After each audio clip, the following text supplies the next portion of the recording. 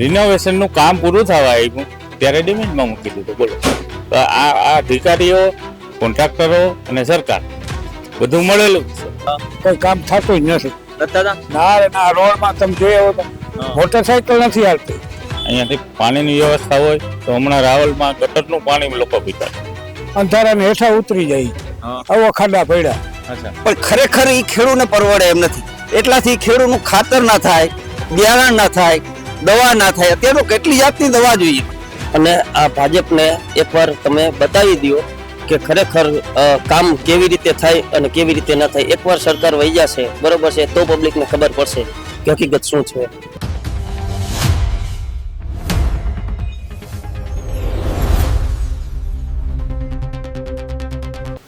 મારો વિસ્તાર મારી વાતમાં આજે આવ્યા દેવભૂમિ દ્વારકા જિલ્લાના કલ્યાણપુરમાં, અને અહીંયા જિલ્લા પંચાયતની ચૂંટણીની જંગ જામ્યો છે.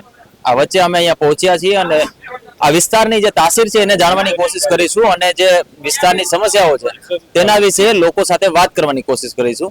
અમારી સાથે અહીંના વિસ્તારના સ્થાનિક છે, એમની સાથે વાત કરીશું. આપનું નામ શું? મારું નામ કણજરિયા ગોરધનભાઈ. ગોરધનભાઈ, આ વિસ્તારની શું મેઇન સમસ્યાઓ છે? મેન સમસ્યાઓમાં એવું છે, અમારો કલ્યાણપુર તાલુકો છે ને પછાત તાલુકો છે, અને સરકારી ગવર્મેન્ટને ગાંધીનગર સુધી ખબર છે કલ્યાણપુર તાલુકો પછાત છે. પછી અહીંયાથી પાણીની વ્યવસ્થા હોય તો હમણાં રાવલમાં ગટરનું પાણી લોકો પીતા હતા. કલ્યાણપુરમાં તાલુકાના ગામડા લ્યો તો ગામડામાં હું એવું કહું કે કલ્યાણપુરમાં હાઈવેથી એન્ટર થાવ ને તો એ રસ્તામાં ઠેકાણું નથી. તો હવે ગામડામાં શું સ્થિતિ હશે એ તો અમે રોજ ભોગવીએ છીએ એટલે અમને ખબર છે. એટલે કે વિકાસના નામે કલ્યાણપુરમાં જીરો છે. કેટલા વર્ષથી અહીંયા ભાજપની સરકાર છે? સરકાર તો 30 વર્ષથી તો રેગ્યુલર સરકાર અહીંયા ભાજપની જ છે. તો તમે ફરિયાદ કરો ત્યારે શું થાય છે? નથી જવાબ કોઈ દેતા? અહીંયા કોણ સાંભળે છે? કલેક્ટરમાં તમે રજૂઆત કરવા જાઓ તો કલેક્ટર રજા મૂકીને વયા જાય છે. તો અહીંયા તાલુકામાં જાઓ તો તાલુકામાં કોકને ચાર્જ આપીને અધિકારી હોય રજા ઉપર વયા જાય. જેની જવાબદારી છે એ માણસ સાથે તમારે મુલાકાત ન થાય તો તમારો વિકાસનો કે કોઈ પણ કામ હોય કેવી રીતના થઈ શકે? અહીંયા નેતાઓ શું કહે છે? નેતાઓમાં હવે તમને નેતાઓની વાત નેતાગીરી છે ને, આનાથી હલકી નેતાગીરી જ ના હોય કલ્યાણપુરમાં. હાલો ને હું તમને કહું, એનું હું તમને એક ઉદાહરણ દઈ દઉં કે સાની ડેમ તૂટ્યો ને 8 વર્ષ થયા. એક હું તમને કહું, એક નાનો એવો સિટીમાં ઓવરબ્રિજ બનતો હોય ને એવડો અમારો સાની ડેમ છે. તો એના આ સરકારને 8 વર્ષ લાગી ગયા, હજી અત્યારે હાલમાં હજી પૂરો નથી. તો હવે વિકાસ કયો કે નેતાગીરી નામે જીરો છે. નકર 8 વર્ષમાં સાની ડેમ ના થાય એની ઉપર 42 ગામડા નિર્ભર છે. અમારે કલ્યાણપુરથી કરીને ઓખા સુધી સાની ડેમનો પીવાનું પાણીનો પ્રશ્ન છે ને અત્યારે કઠિન છે અમારે. એનું કારણ છે અમારે તો વર્તુમાંથી પાણી આવે છે અત્યારે. તો સાની ડેમમાંથી પીવાનો અમારો સ્ત્રોત છે કલ્યાણપુર, દ્વારકા ને ઓખા મંડળ. તો કલ્યાણપુર 8 વર્ષથી ડેમ નથી ભરાણું. એનું કારણ છે કે તૂટેલા છે. અને સાની ડેમમાં જ્યારે ડિમેન્ડમાં મૂક્યો ત્યારે શરૂઆતમાં અધિકારીઓ આવીને એને ડિમેન્ડમાં મૂક્યો નહીં, પેલા રિનોવેશનમાં મૂક્યું. રિનોવેશનનું કામ પૂરું થવા આવ્યું ત્યારે ડિમેન્ડમાં મૂકી દીધું. બોલો, તો આ અધિકારીઓ, કોન્ટ્રાક્ટરો અને સરકાર બધું મળેલું જ છે. સાની ડેમનો અધિકારીઓ આવીને એક વાર કે ભાઈ આમાં ગાબડા પડી ગયા છે, સિમેન્ટ મારીને રેગ્યુલર કરી નાખો. એનું કામ પૂરું થવા આવ્યું, કલર કામ ચાલતું હતું ત્યારે પાછા અધિકારીઓ આવ્યા ગાંધીનગરથી ને સિમેન્ટમાં મૂકી દીધું. પછી ડેમ તોડી નાખ્યો અને આજ 8 વર્ષ થયા.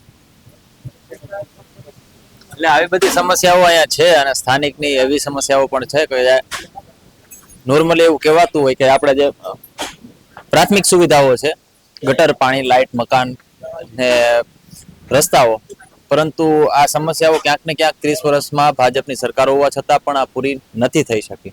આપનું નામ સાહેબ? મારું નામ રામદેવભાઈ કરમો. રામદેવભાઈ, કલ્યાણપુરમાં શું ઘટે છે કે કલ્યાણપુરમાં એવી તો શું વસ્તુ વિકાસ નથી થયો જેના કારણે લોકો ત્રાહિમામ થઈ ગયા છે? કલ્યાણપુરની અંદર અત્યારે ઘણી સમસ્યા છે કે અમારે અત્યારે પહેલો મુદ્દો તો ગટરનો છે. બરોબર છે, ગટર બની ગઈ છે, 100%ની વાત છે. બરોબર છે ને, ગટર કેવી રીતે બની એ પણ હું તમને કહું. આ અત્યારે ગટર એવી રીતે બધા બનાવે છે કે પેલા રોડ કરે છે, પછી રોડ ખોદે છે, બરોબર છે, અને ઈ રોડ ખોદી અને પછી પાછી ગટર કરે છે, અને ઈ ગટર કેવી કરે છે બરોબર છે કે ઈ હું તમને અત્યારે લાઈવ પણ બતાવી શકું કે અત્યારે હાલ ગટરની પરિસ્થિતિ કેવી છે અને કેટલું કલ્યાણપુરના માણસો હેરાન થાય છે બરોબર છે. કેમેરા સાહેબ આ જરીક તમે જોઈ લ્યો કે આ શું પોઝિશન છે અત્યારે હાલની તારીખમાં, અને સાધન કેવી રીતે નીકળે છે બરોબર છે.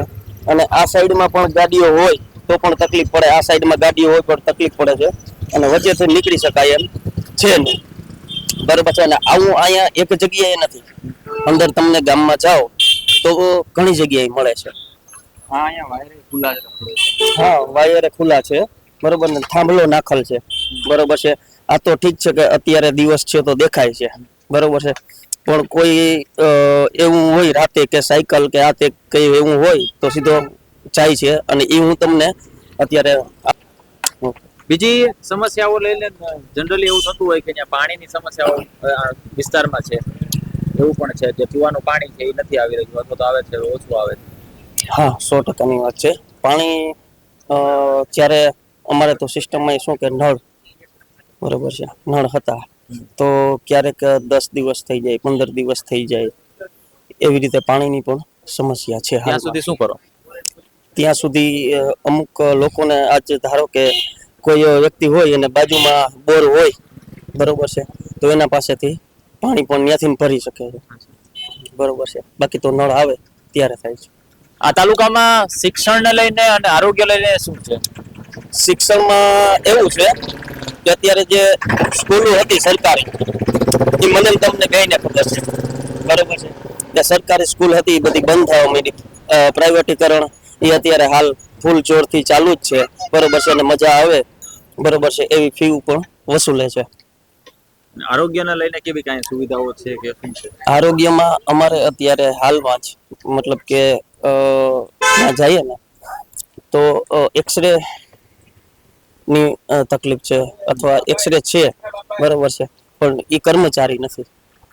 અચ્છા, કર્મચારી નથી. હા, ના હોય. અને તો પછી આ આસપાસમાં કઈ જગ્યાએ જવું પડે? આસપાસમાં ભાટિયા છે, ખંભાળિયા છે, જામનગર છે. શું લાગે છે સ્થાનિક સ્વરાજની ચૂંટણી આવે છે, શું લાગે છે શું થશે? સ્વરાજની ચૂંટણીમાં જો પબ્લિક સમજે બરોબર છે, અને આ બધું જે મુદ્દા એવું નથી કે મને એકને જ ખબર છે બરોબર છે, બધાને ખબર છે. જો પબ્લિક સમજે ને તો ભાજપ ન જોઈએ. એવું? હા. શું કારણ? કારણ મેં તમને જે મુદ્દા કીધા બરોબર છે એ કારણ હતું. પરંતુ ક્યાંક ને ક્યાંક એવું લાગે છે, લોકોનો વિરોધ પણ ક્યાંક જોવા મળે છે, પરંતુ જ્યારે વોટિંગ થાય છે, જ્યારે રિઝલ્ટ આવે છે ત્યારે ભાજપ ચૂંટાઈને આવે છે, એનું કારણ શું? હા, એ જ વસ્તુ છે ને, પબ્લિકને ખરેખર સમજવાની જરૂર છે બરોબર છે, કે આ બધી પોઝિશનમાં કે છતાંય પણ તમે એને ચૂંટાવો છો બરોબર છે, તો એ જાગૃત હોવી જોઈએ એટલી પબ્લિક ખરેખર.